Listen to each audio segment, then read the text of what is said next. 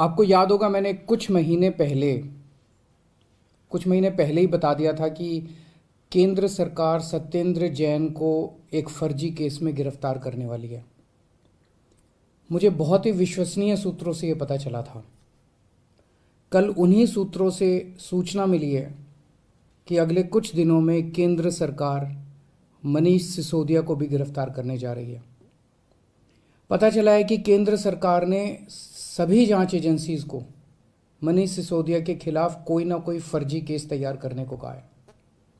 जैसे इन्होंने सत्येंद्र जैन के खिलाफ फर्जी केस किया है, वैसे ये लोग मनीष जी के खिलाफ भी फर्जी केस बना रहे हैं। मनीष सिसोदिया भारत की शिक्षा क्रांति के जनक हैं। आज़ाद भारत के इतिहास के शायद वो सबसे बेहतरीन शिक्षा मंत्री हैं। सरकारी स्कूलों में पहले गरीबों के बच्चों को 3rd क्लास शिक्षा मिलती थी। दिल्ली के सरकारी स्कूलों में 18 लाख बच्चे पढ़ते हैं। इन सभी बच्चों का भविष्य अंधकार में था। मनीष जी ने इन बच्चों को अच्छे और सुनहरी भविष्य की उम्मीद दी है।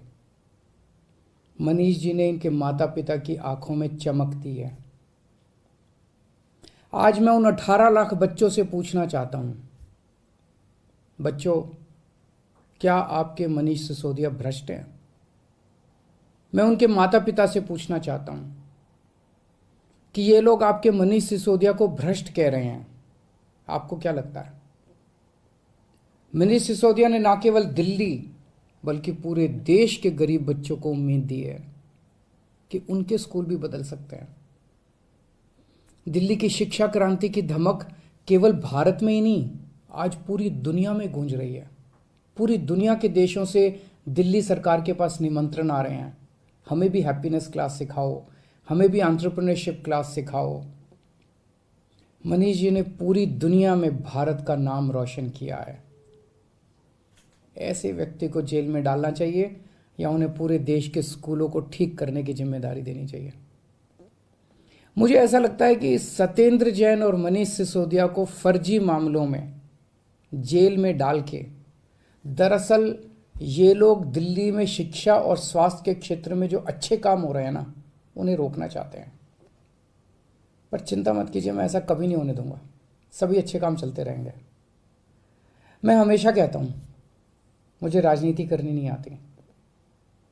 मनीष को और सत्येंद्र को जेल में डालने के पीछे इन लोगों की क्या राजनीति है, मुझे नहीं पता, मुझे समझ नहीं आता।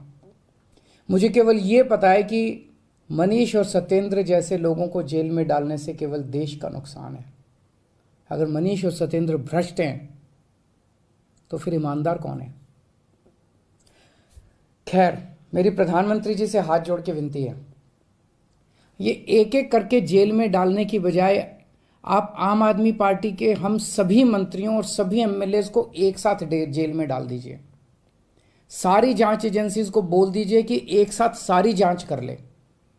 आप एक एक मंत्री को गिरफ्तार करते हो, इससे जनता के कामों में बाधा होती है। अब सत्येंद्र जैन जी दिल्ली में कई और नए मोहल्ला क्लिनिक बनवा रहे थे। वो दिल्ली में पानी और बढ़ाने के लिए कई नए प्रोजेक्ट्स पे काम कर रहे थे, यमुना की सफाई पे काम कर रहे थे। अब वो सारे प्रोजेक्ट्स धीमे पड़ जाएंगे। जिस केस में उन्हें गिरफ्तार किया है आपने, उसकी जांच पहले ही सीबीआई और इनकम टैक्स वाले कर चुके हैं। उन्हें कुछ नहीं मिला क्योंकि केस तो फर्जी है, उसमें कुछ है ही नहीं। अब उसी केस की दोबारा जांच ईडी कर रही है। एक एक केस को कई कई साल तक अलग अलग एजेंसी बस जांच ही करते रहेंगे क्या? तो फिर जनता का काम कब करेंगे हम लोग? इसलिए मेरी आपसे विनती है, हम सबको एक साथ गिरफ्तार कर लो, एक साथ सारी जांच एजेंसी से हमारी सबकी जांच करवा लो। जितनी रेड करनी है रेड कर लो, एक साथ कर लो, ताकि उसके बाद हम काम कर सकें। हमें राजनीति समझ नहीं आती। कुछ लोग कहते हैं ये हिमाचल के चुनाव की वजह से किया जा रहा है, कुछ लोग कहते हैं ये पंजाब चुनाव के नतीजों का बदला लिया जा रहा है। हमें नहीं पता क्या कारण है। जो भी कारण है, हमें गिरफ्तार होने से डर नहीं लगता, पर सबको एक साथ करवा लो। आपने 5 साल पहले भी हम सब पे कई कई रेड करवाई थी, किसी के यहां 1 पैसे की चोरी नहीं मिली। हमारे 20 से ज्यादा एमएलएज को गिरफ्तार किया गया, सारे के सारे कोर्ट से छूट के आ गए। सब मामलों में कोर्ट ने जांच एजेंसियों को खूब डांटा कि क्या कर रहे हो। आज हम हर जगह गर्व के साथ मजाक में कहते हैं कि हम सब लोग मोदी जी से ईमानदारी का सर्टिफिकेट लेके आए हैं। अब फिर से ये जेल जेल का गेम शुरू हो गया। तो हमारी आपसे हाथ जोड़ के बस एक विनती है, हम सबको एक साथ गिरफ्तार करके सारी जांच करवा लीजिए। मुझे पूरा विश्वास है एक बार फिर से हम आपसे देश की सबसे ईमानदार और देशभक्त पार्टी का सर्टिफिकेट लेके जाएंगे। जय हिंद।